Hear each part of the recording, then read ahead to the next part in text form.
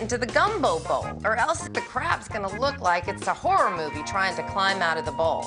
Okay, now what I want to do is I would like to start frying the Okra. The okra. So basically, I just want to cut it into small rounds like this. We coat our okra in cornmeal and fry it in hot oil. The name of the dish, gumbo, is said to come from the African word for okra, which they called kingumbo, K-I-N-G-O-M-B-O. We're gonna saute the sliced okra. Look at it dancing, and I'm not even moving the pan. If you ever find a recipe that tells you to add raw okra right into your gumbo, I'd throw the whole cookbook away, because that is guaranteed to be the way to get slimy sliminess into your gumbo. So we're gonna marry everything together now. We add the shrimp, scallops, crab meat, and oysters to our gumbo. And then like gently kind of fold in the seafood and let it actually poach in our roux. It's time to add shrimp stock, a couple of bay leaves, dried thyme, and some garlic. We have some fresh cilantro and parsley. And we also have green onion. In a perfect world, turn the pot down and let it simmer for an hour or two. About 5 minutes before it's time to serve, we're going to add our shrimp.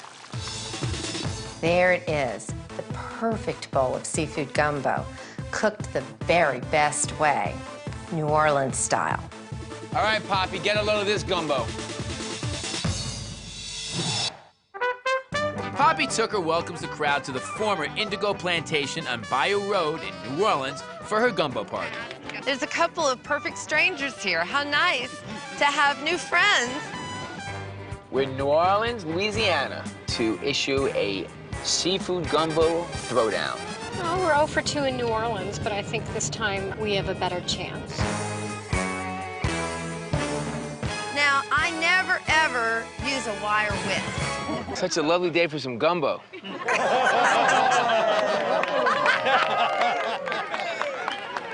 Are you here to teach me something? Oh, I would never do that. Absolutely never. I just come to New Orleans to eat. I have the best gumbo in okay. New Orleans. I got an idea. How about if I make one and you make one, and then we'll have like a gumbo throwdown? Oh! You brought your own ingredients? I did. You know how to make a roux? I do. You on? I am totally on. I haven't brought some okra. I can't wait to see what he does with the okra.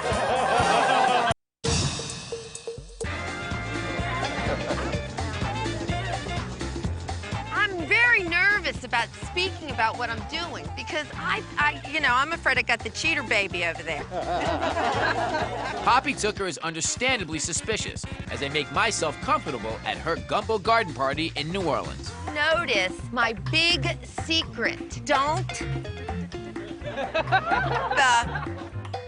Goes in because of the sugars in the onion juices. The roux went from milk chocolate to bittersweet chocolate. She's obviously got a head start. So after a quick hello to our special guest, New Orleans cooking legend Leah Chase. How are you? I'm fine. Good. Thank you for entertaining me. Oh, that's very nice of you. We get started on our gumbo. I got my roux started. I'm gonna get this a real sort of chocolatey brown, almost right to the edge of burning it, just right before that point. Poppy wastes no time trying to distract me. I wonder if I get extra points for stumping the chef. Bobby, how do you tell a boy crab from a girl crab? It usually has, the flap is different. Do you know any other way? Tell me how. The boy crab, Yeah, his claws are blue all the way to the end. to the tip. The girl, she always looks like she's been painting her fingernails. Oh, nice. You're not using any meat today, right? It's Good Friday. Okay. Now raise your hand if you're gonna taste his gumbo with meat in it. All right, we won't put sausage in it. I'm doing you a favor, Bobby. I want this to be a good, fair competition. The roux's ready, so we add our vegetables as Mrs. Chase comes over to impart some gumbo wisdom. That smells good. Things can be totally different. And who's to say this is not a gumbo? A gumbo is a mixture. A gumbo of people is a mixture of people.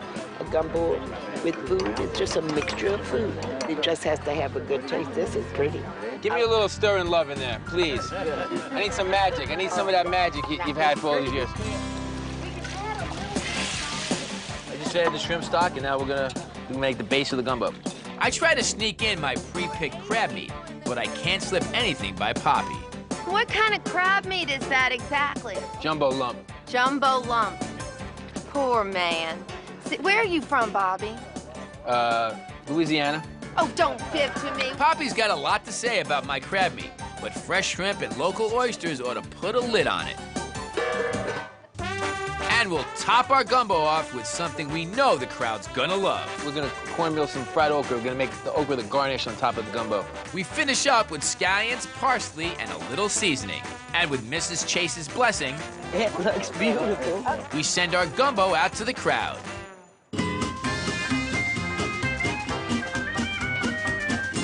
Bobby Flay's gumbo looks nice, pretty presentation. The crispy okra on top definitely adds a nice dimension. Job well done for somebody from New York. Poppy's gumbo is fantastic. Good Gulf shrimp, you can practically hear it pop under your teeth. That's New Orleans flavor right there. It's like a circus on my tongue. This is good. This is wonderful. You know what I like about this? That's interesting, this little crunch on this okra. That's really great. They're both delicious, but I prefer the culture coming up into the food, and that's what I love about Poppy's gumbo. This is the gumbo I know. Really good, Poppy. You did a good job. Bobby's gumbo has a lot of flavor into it. I think it has to do with the oyster. Men in Louisiana love oysters. Mrs. Chase, helping herself to seconds, has us feeling pretty good. Now to taste Poppy's. Your color is fantastic. See, I don't have that color in there.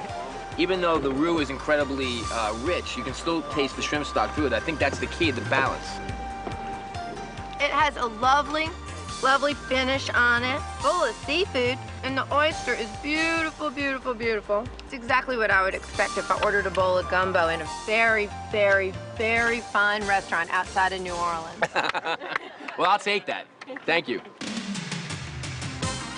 We put our best bowl forward as we get ready for the gumbo judging.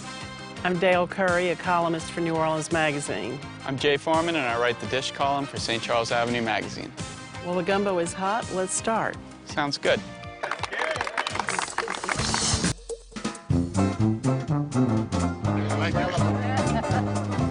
Poppy Tooker has been dishing more than gumbo at our throwdown here in New Orleans. I wonder if I get extra points for stumping the chef. Well, you cleaned them all up, so now it's harder. All right, take it easy. But we put the ribbing on hold so we can choose the winning gumbo. A task that comes down to our judges, New Orleans-based food writers Dale Curry and Jay Foreman. As far as this goes, I think the second one. Really? You didn't? I would think the first one. Do we need to agree?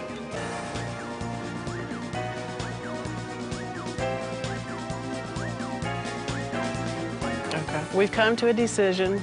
Both were delicious, but the winner of today's seafood gumbo throwdown is A.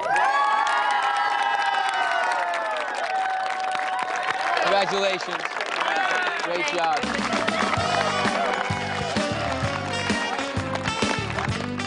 It was really, really fun to have Bobby here to cook with today. And he was such a good sport. So, thank you. Thank you, Bobby. My pleasure. You guys have a great food heritage here. Obviously, the rest of the country really takes after you guys as much as we can. And to have Leah Chase here, I mean, you know, what's better than that? This was a wonderful thing for you to come to our city. We're so grateful for that. Please come back. Come back. We can throw down somewhere else. Both gumbos were fantastic, but I had to give the edge to Poppy. It just seemed like more of an authentic New Orleans-type seafood gumbo. Bobby's was wonderful, too, though. We enjoyed both of them. So to all you awesome cooks out there, keep doing what you do. But ask yourself this. Are you ready for a throwdown? Whoa!